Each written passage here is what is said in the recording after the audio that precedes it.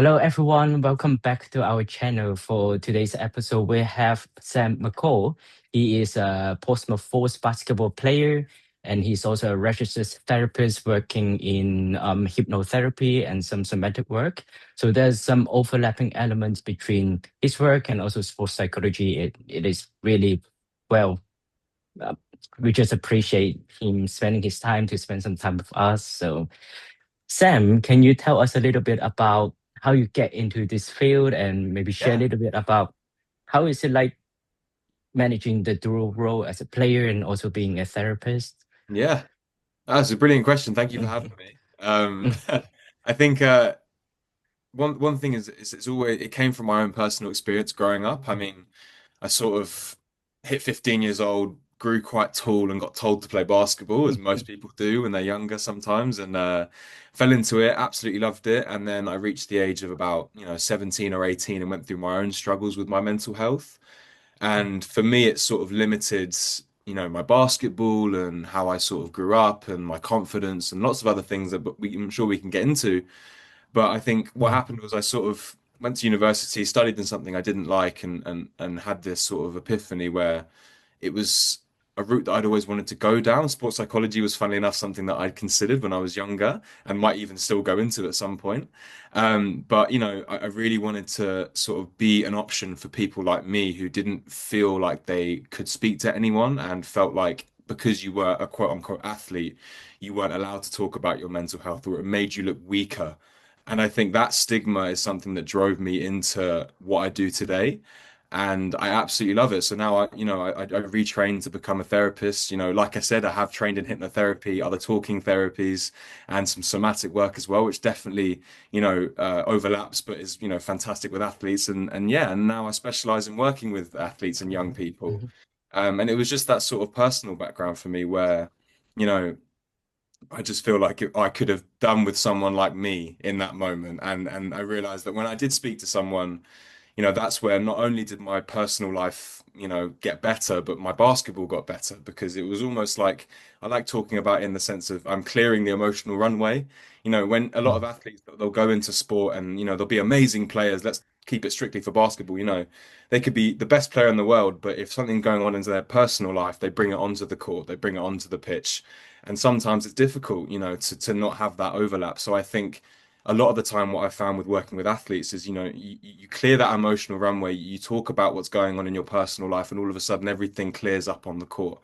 And I think that's what I experienced personally, but also what I've found through working with athletes, for the majority of. Um, but yeah, honestly, that's why I got into it, and I absolutely love it. So yeah, I hope that answers the question. Um, yeah, can you talk a little bit more about what does your work look like? Is probably our listener trainee or planning to do sports psychology. Can you share a little bit about how your work looks like and what do you normally do as a hypnotherapist or Yeah. talking therapist? Yeah, no, absolutely. So Mhm, Um, so I have a private practice, which I mhm, opened, nearly 2 years ago now after my training. And it is, like I said, a private practice. So I'll work with one-on-one clients, and that will be with young people, that will be with athletes. The majority of my clients will end up being athletes, but then, it's whoever people feel if people feel comfortable to speak to you and you're a good match, you mutually agree, and then that's it. But partly it's one-on-one private practice, and then the other half would be the workshops which I've been running recently, which are mental health based, alongside some performance stuff and just general well-being. The way I like to look at it is, you have the sports psychology, you have, these all these other amazing avenues, but it's about sort of blending things together in my regard. So it's the well-being alongside, everything else. So yeah, it's the one-on-one private practice, and then it's the workshops, and I have some other resources and stuff that I do for extra support. But yeah, mainly those two. No, that's really interesting. Could you sort of talk to us about what your training route was? Yeah, no. So it was. So I went through a few courses. Again, it was an avenue that I sort of wanted to go down. It was for me. It came to a crossroads where I wanted to do sports psychology, but I also wanted to just become a therapist. And I think one of the avenues I looked down was talking therapy and hypnotherapy. And then I ended up finding a course called Quest Cognitive Hypnotherapy, which is sort of an integrative type of talking therapy. But yeah, it was at Regent's University. I studied for nearly 2 years, graduated with a diploma, and became a practitioner. And then sort of from that avenue, again, early days, but I've just continued picking up little certifications, small practitioner courses. But yeah, it's all basically fundamentally structured around the cognitive hypnotherapy, which, like I said, it sort of takes aspects from stuff like CBT, but it is a hypnotherapy course. And then yeah, I've ran with that, and I found that it's just been so wonderful because it being a person focused sort of therapy, it's beautiful because I remember when I was younger, I sort of spoke to a therapist the first time, and it was very like structured, very scripted, very this is what should work. Let's give it a go. And there's nothing against any line of therapy. I think I said this to you. It was a brilliant. I love this Yeah. idea. We're all sort of on the same mountain, trying to achieve the same goal. We're just coming at it from different angles. And I think when I found what worked for me, it's what I wanted to do because I knew that it worked for me. So I wanted to just give other people the option who were like me that could possibly benefit from that. So yeah, if that answers the question, yeah.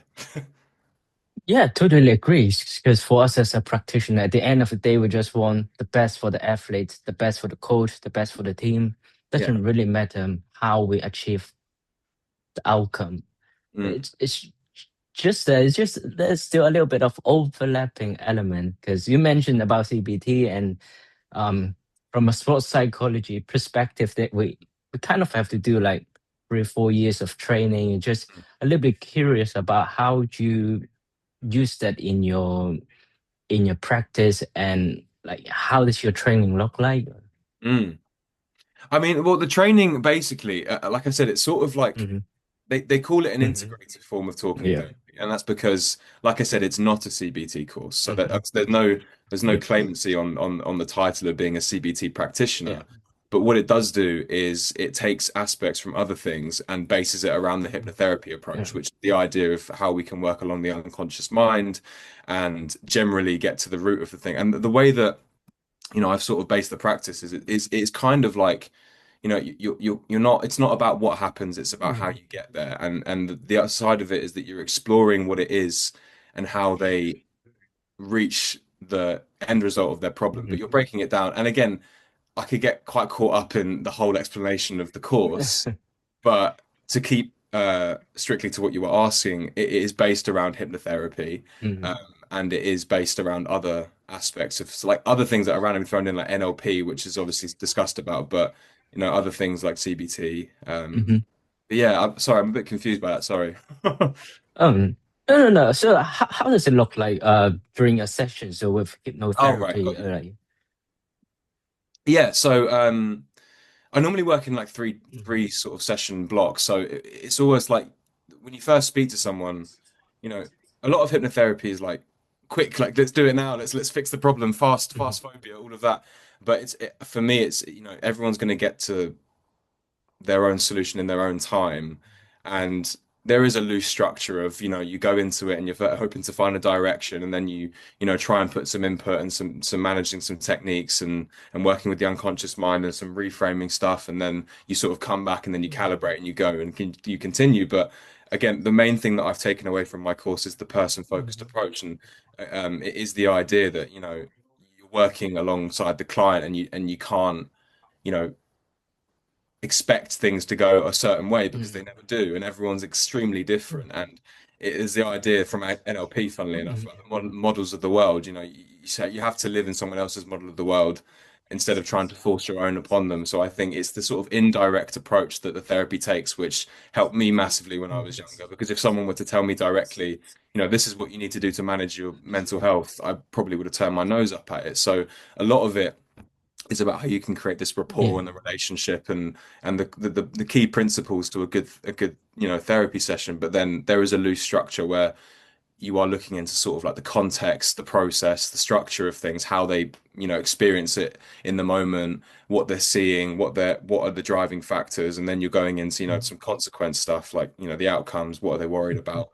um Again, that goes into more detail than I can sit here and talk about. Yeah. But I'm just trying to get the key sort of fundamentals. But again, because I've sort of gone into other courses and practitioner courses and diplomas and stuff, it does sort of overlap and it sort of morphs into my own sort of practice. But those are the key principles that I've taken from the cognitive hypnotherapy, at least. It's the person focus, it's everyone's different. It's the hypnotherapy sort of structure of things, but then also, Mm. like I said, yeah, adapting it to who's in front of you, I guess. And I think a lot of athletes, I don't know if you come across it, but some of Mm. them want a quick fix, Yeah.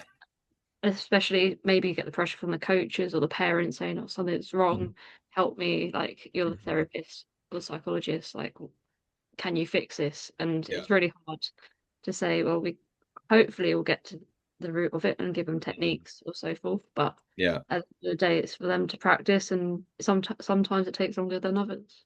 Yeah, exactly that. And I think, especially with athletes as well, like you said, like it's very a lot of parents and a lot of young people they want, especially in this day and age where you've got a supercomputer in your pocket and you can get answers on your phone in 5 seconds flat. Everyone wants to solve things, and I think especially working with athletes, it is about, like you said, you know, if we can get there, we will. But it's not always going to be a quick fix. Everyone's solution happens in their own time. And I was going to say something else, but now I've forgotten it. But it's so Mm. true with the pressure, athletes in particular. I work with a lot of young people, and a lot of them are very, very good at a young age.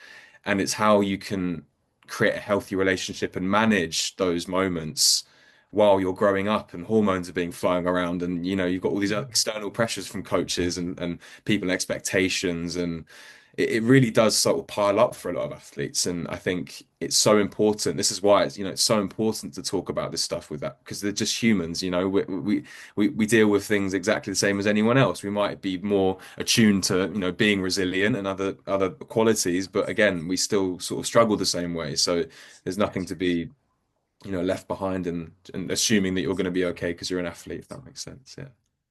Have you noticed the culture's shifting towards like athletes being more open towards receiving mental health support? I would say so. I think it's definitely on the way up. I mean, obviously, I work with the Portsmouth Force men's team, and since starting the work in the community, full stop, I think some of the reception that I've had from parents, from, men's players who come from different backgrounds, different levels. Some of them have been, playing professionally for a few years. Some of them are just coming up into the best, basketball of their life. I think the reception that I've had, obviously having been able to create that relationship with the team and have the rapport and to be, their friend as well as someone who can talk to them about this stuff, I think really helps. But, people aren't afraid to talk about it, but sometimes it is the case that they don't want to be the first one. I think a lot of people don't, want to be the first one to say, hi, I like my mental health isn't great today, or, I've been struggling with X, Y, Z for a few years. But then again, I've found at least once you've opened up the conversation, people sort of go, yeah, me too. Yeah, me too. Is that social element into it as well? And some athletes don't want to be the first to break the stigma, but once it's broken in at least a community or a group of people, most of the time that sort of overshadowing idea is gone. And the social media side of things is brilliant. I think there's a lot more representation, at least through people posting and talking about it. But sometimes, the support structure and infrastructure still isn't there, and there's a lot of things we can still be doing to make it better implemented into people's lives. But at least when it comes to, like you're talking about, like maybe the stigma of things, or at least like the conversation around it, I definitely think it's getting better. But there's always much more you can do, and one conversation doesn't completely solve it. um but continued effort might. Do you think it is helpful for you being a player and also within in the same team to be a therapist for your teammates? Do you think that is helpful or it create more resistance? It's a really interesting question because obviously I've only been a practitioner for 2 years, okay, and I've built my private practice. I'm full time now, and I'm so grateful for everything that's happened. But I do think there is a line, and basically last season I offered up my services of it. What to define it, I've been working with them for 2 years. The first year, I wasn't actually playing. I was just, showing up to training, being in the sort of general area, but I wasn't playing games, and I was only training every now and then. It wasn't very consistent. And at that time, I actually offered out my services, so my one-on-one services for the team. And the reception I got from that was amazing because I think having the sort of third party for a basketball team to be able to talk about their feelings, to be able to talk about their mental health in that, space of confidentiality that, you can talk about your teammates, you can talk about your coaches without having to talk to the person you're kind of worried about really, really helped. And I think, I offered out and it ended up being 17 therapy sessions last season taken by various people in the men's team. And that was amazing.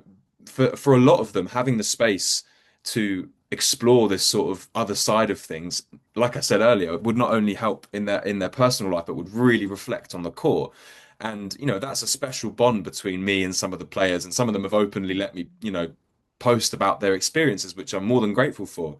But I think this year, my role at the team has shifted a little bit because I personally have, had my aspirations and wanted to go back to the sport. So there is the idea that, you don't really want to mix the two sort of spaces because they can influence each other. And, if people, no matter how comfortable they are with me, that, like I said, the confidentiality, there's some overlap and there's some issues that could arise. So just for, everyone's sort of well-being and safety, that's something that I didn't feel like I could take on or would take on.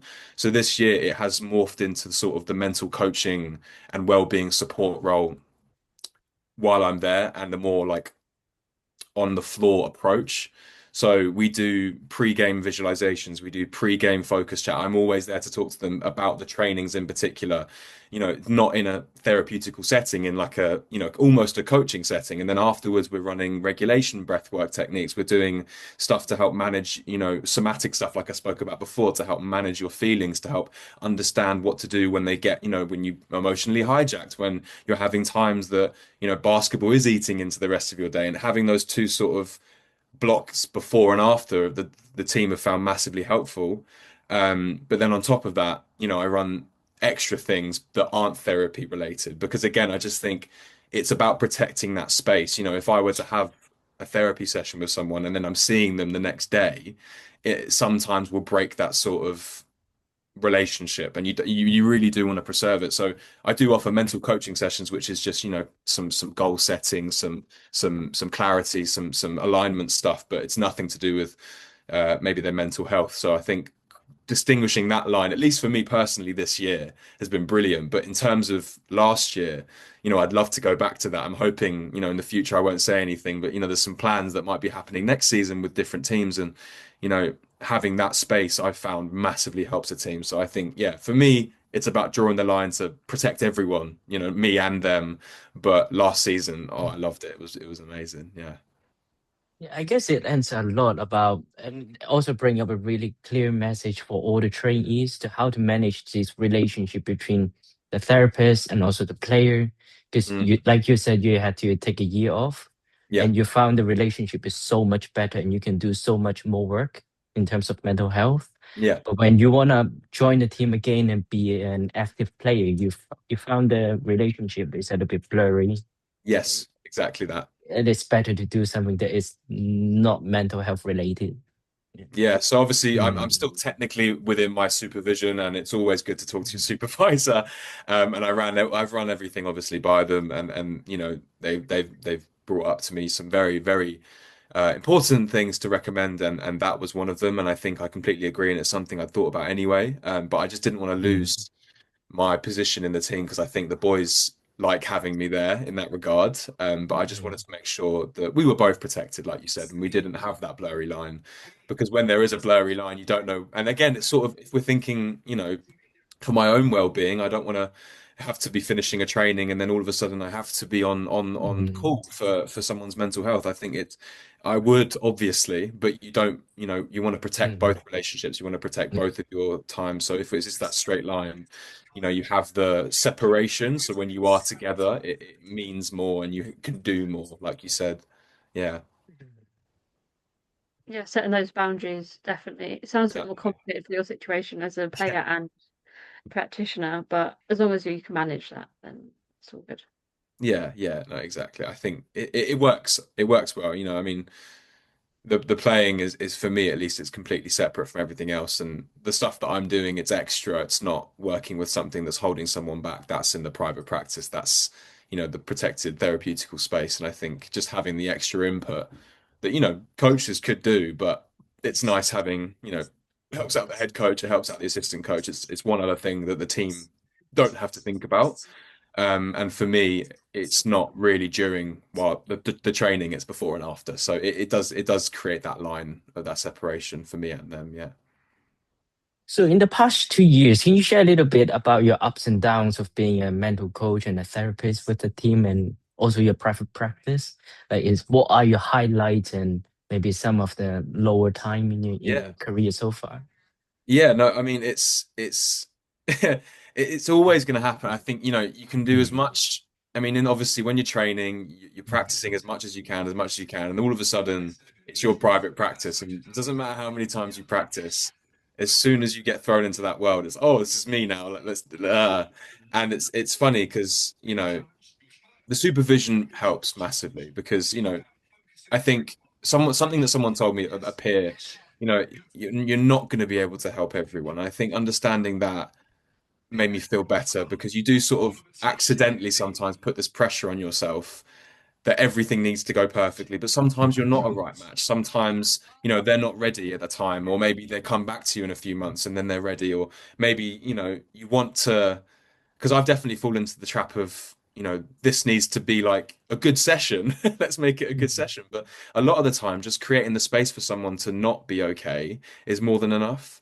And I think, especially when it comes to at least like the workshops, for example, like the private practice, it's just about learning and being open and being guided by, not your mistakes, but what happens, And I think like that understanding of that it's not always going to go well helped massively. But when it comes to the workshops, it helped even more because I think when you're talking to a team, you're working with a group of guys or girls who are really high level, and you sort of look at them and you think, I really want to help you, and again, there's that pressure. It's like I know how to help, but it's like, can I deliver it in a way that they understand? Can I deliver it in a way that they resonate with? And I think when I first gave a workshop to the team, that then they'd be more than happy to talk about this as well. I was so nervous. I stuttered every 5 seconds, and I think I normally come across as a talkative or half confident person, at least in training, and quite a loud voice. And then all of a sudden, I was on the court or I was in a room that I'd booked out and for them, and the pressure was on me. It wasn't anyone else's space. It was my space I'd given them.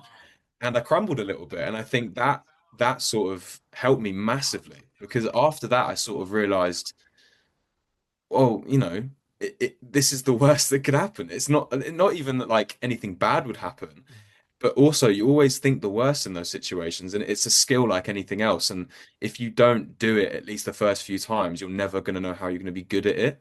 And I almost took it like this needed to happen. And I think when that had happened, I sort of my confidence grew massively, and I was doing bigger workshops. And I recently did one that I was so proud of with a group of 60 odd kids about how we can use something as simple as visualization to just go into games a bit more confidently. And I think how I responded to that, and I just afterwards, I was just like, that is because of the other ones. That is because of the times where I, was sweating so much that you could see it through my jumper. And I think that's really important with anything you do, especially again, kind of because in this sort of world, obviously there are differences, but between what me and you guys do, it's like we'll always be in front of a room of people who are high performers and have this like extra about them, quote unquote. And it's true, but at the same time, they're just humans. They're just people who want to listen, and there's definitely benefit to be gained. And I think valuing you, yourself, and your services, and being confident in what you can offer is the main thing, no matter what it is you do, because there is value in what you do. And as long as you accept that, and no matter how it goes, the surface is valued, and you can go there and do whatever happens. And I think that helped me. And it wasn't, yeah, it helped when I stopped thinking about it going perfectly. And again, with kids as well, because I work with kids constantly. I work alongside, so I also do some work with a charity helping kids with disabilities who are dropping out of school and falling through the cracks of education in a sense, and it's a transitional service to help them, manage how they feel, get back on track, and you know, it it's like when I work with kids, it's like you're not going to reach every single one of them all the time. Like if you get the perfectionist out of you and you just deliver what you can, chances are you would Mhm. have helped much more, even if none of them listened. Um, so yeah, and there's one thing that stuck with me as well. It's like I think even having the conversation, if every single person in that room hates you, you've had a conversation that sparks something for them to think about, Yes. at least. Even if they take nothing on, they'll leave that session or that workshop or that conversation and think, do I care about that? Is that something I want to do? Nah. 3 years down the line, maybe it is. I think that is worth it in itself. So yeah, I think I've waffled on a bit, but that's sort of what I was getting to. Lot of important and valuable messages in there. Well, what I take away from that is the key takeaway in every single one-on-one session that I have with a client. Sometimes the coaches come to me and they want quick fix with player, and it is not possible. Yeah. It is impossible. And like you said, sometimes it's just inspire a new thought or a new, yeah, something they would change maybe in a month time, in 2 months time. We never know, but it's just planting a seed there. Maybe it happens someday. Yeah. Yeah, exactly that. Yeah. It's such a good, it's a better way to think about it because, if you have if like, even if a coach, like, again, you guys would know this more than me, if a coach is maybe in contact with you saying that a player needs to be or feeling better and they're referring that, does that happen where like a coach will like being more contact with you where you're referring on maybe a player or they've kind of come together and said, yeah, I need to work on this, and then you're having that session again, like it's the coach or other people, external things that are sort of maybe driving it. But in a sense, every player is going to get there in their own time, no matter what Mm, happens. And like, if you could have the best, most thought out, person focused approach towards them as people, but if they're just not going to accept it and they're not ready for it, and maybe they're just, like I said, like all you need to do is plant a seed, then mm, that's the main thing. There's no point focusing on trying to get things done as quickly as possible because whose time are you on? You're not on your time, you're not on the coach's time, you're on the person's time. And if they're not going to, be ready for it, then it's okay to keep them afloat until they are, it's okay to talk to them and to support them until they're ready to do that, you know? yeah, but sometimes it is a double-edged sword, I have to say, because sometimes we are put in a position where we have to deliver performance statistics, but we are in a position where we cannot promise anything at all.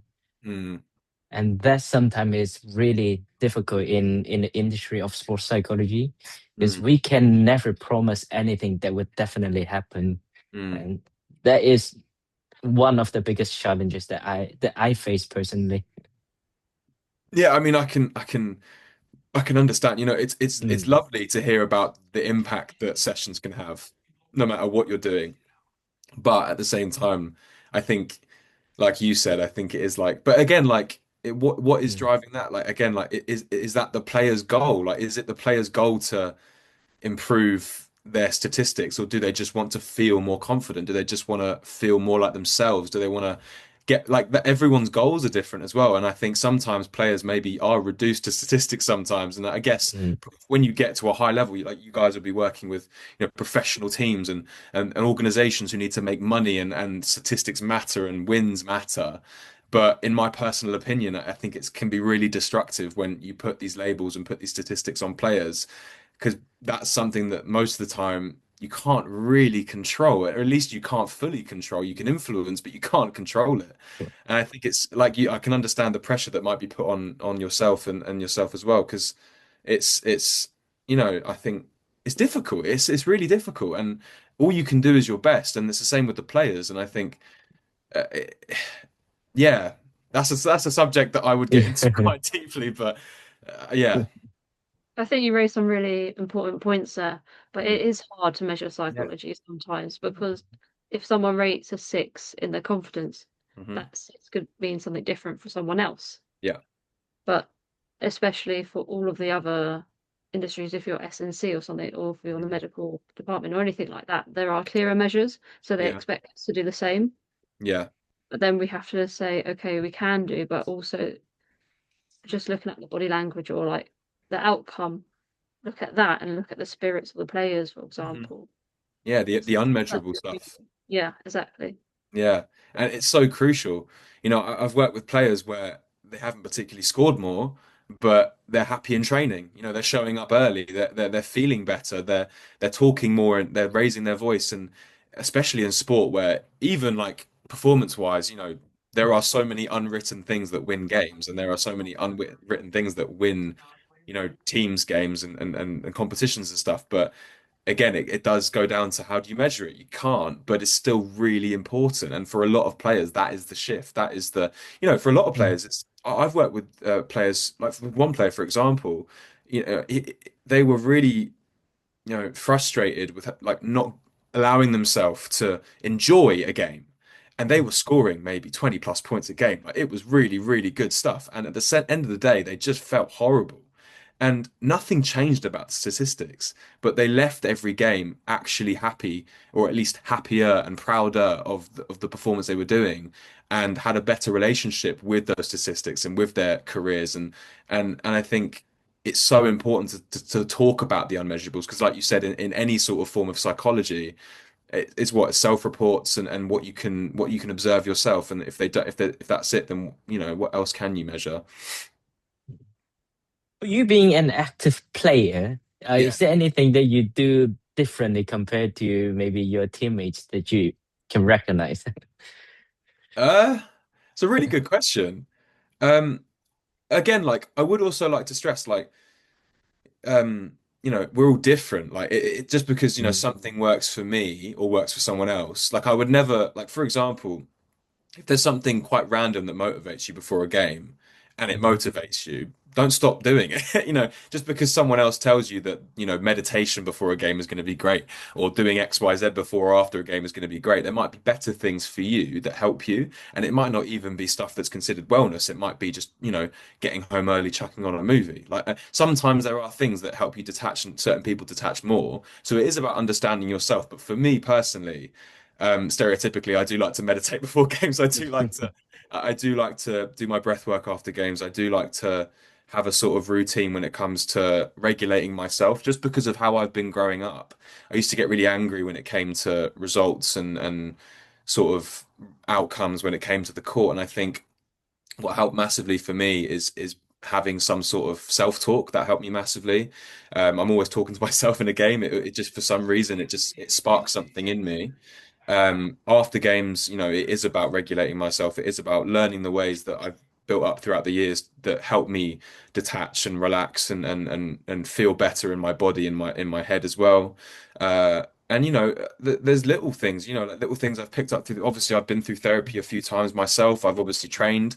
You pick up things that work for you, and I think some things like learning not to chase negative thought and to learning how to manage your emotions when they come, because if you fight or push away or ignore your feelings, most of the time, for me at least, they get a lot worse. And I found that is personally and professionally, I found with my clients, learning how to manage your emotions when they do arise, because when you're on the court, for the sake of what we're talking about, it's a high emotional thing. Playing sport, you're naturally going to be in a state where your emotions are heavier.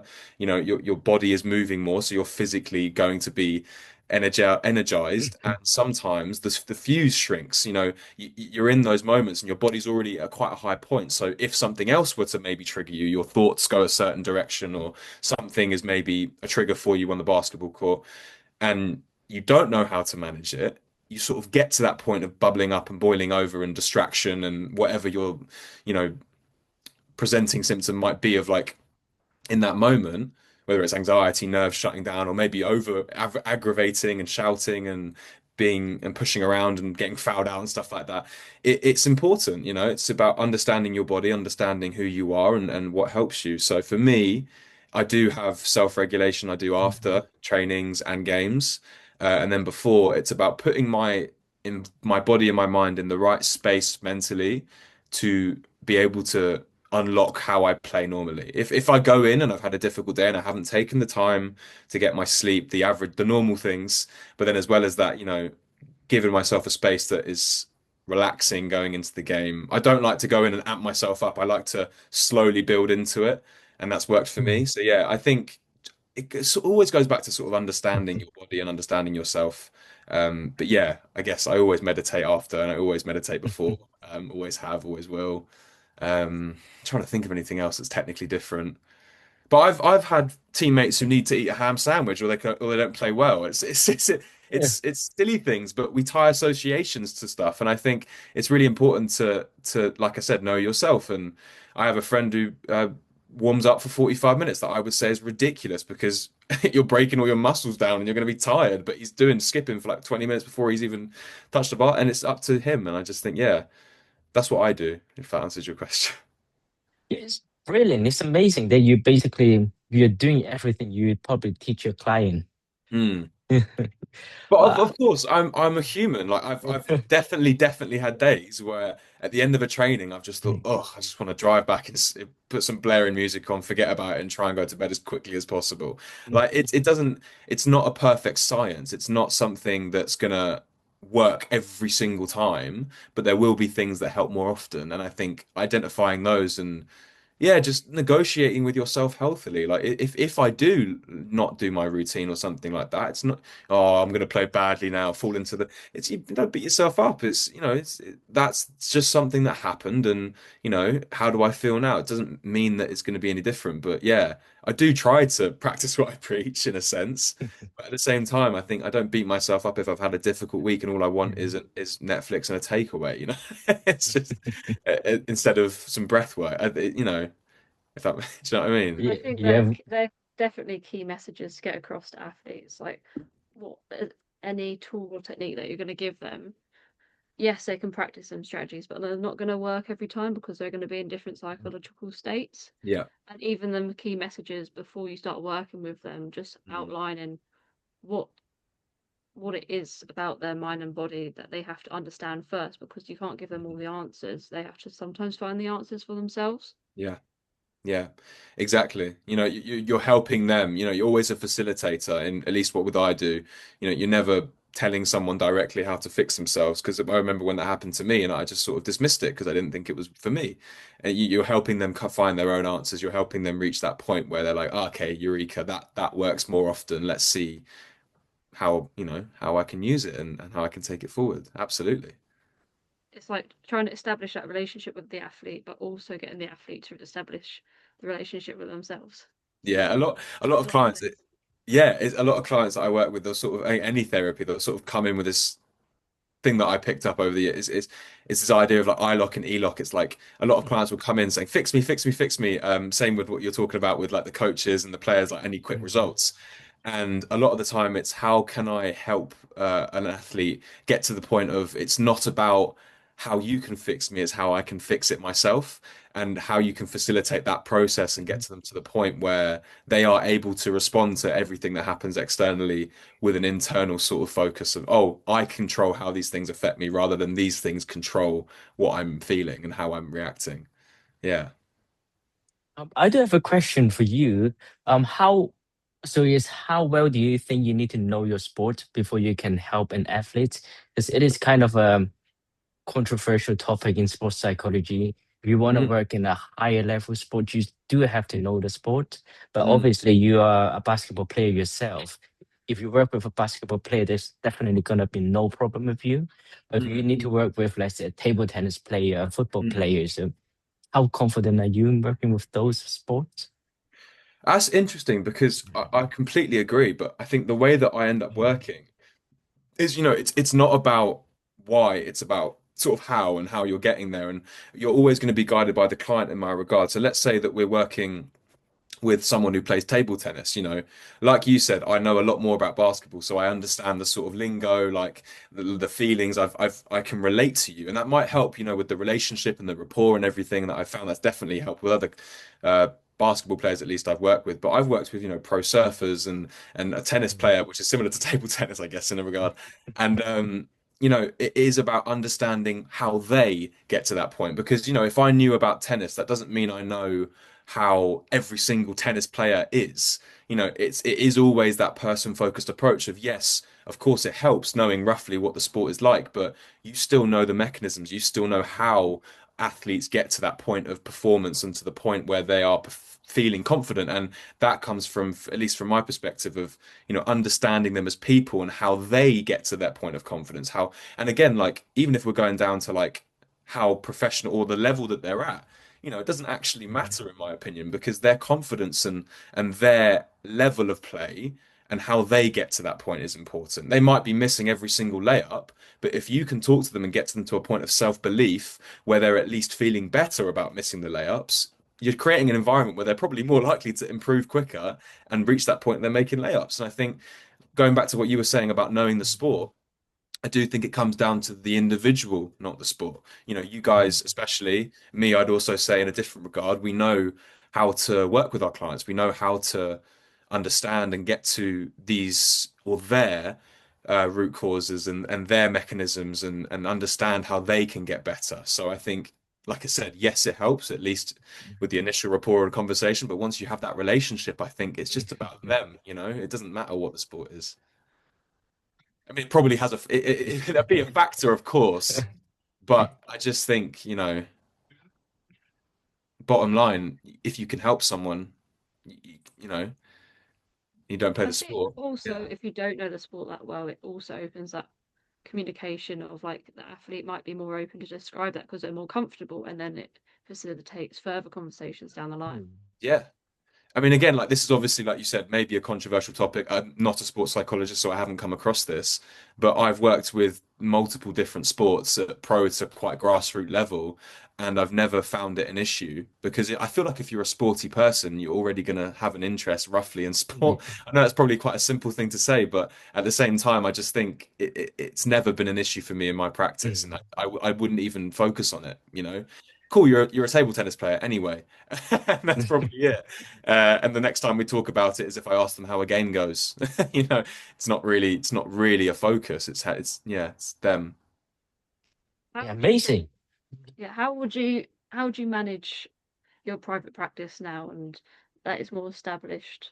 Do you feel like you like the mix between working with a team and having the private clients, or is what direction is it going in? I mean, glad you asked, because I did a 2026 vision board and this came up. No, I think I'm always going to be drawn to the one-on-one work, because it's such an intimate space, and I absolutely love the work. I think being able to connect with people and have that relationship and be, like I said, the facilitator and the option for watching these people get to points that they're at least better, even if it's half a step than they were. It's so amazing to witness, and I think that's always going to be at least half of my work.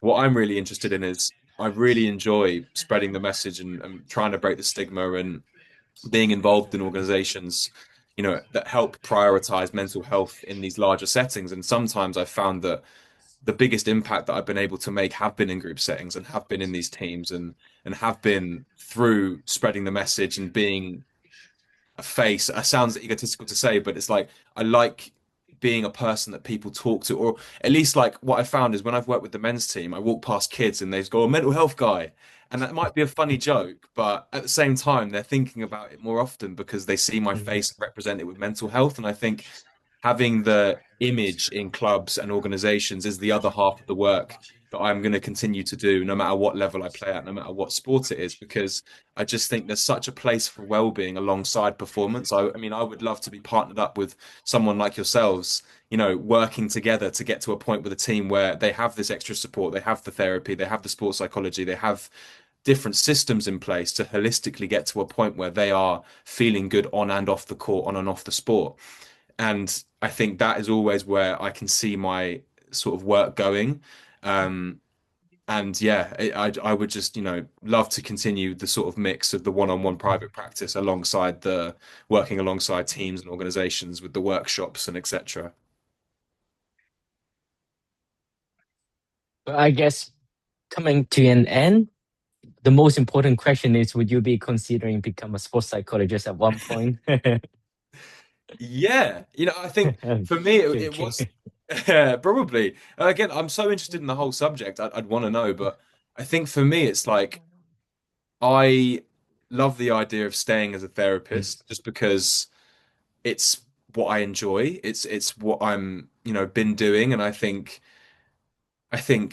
you know there's a place for everything, and I mm, think there is a place for therapy and well-being with alongside and in these organizations as extra levels of support because I think athletes, don't have sometimes enough support, or at least, they have support and they maybe feel that they can't access it or they don't want to access it. And that's another topic as well. But I just think I would like, if where it's appropriate, to continue doing what I can for this sort of space. And at the minute, I'm quite confident in my ability to do it mm. through the lens of the therapeutical side of things. And performance will inevitably come into it, but I don't think they're mutually exclusive. I think, they can happen at the same Yeah. time.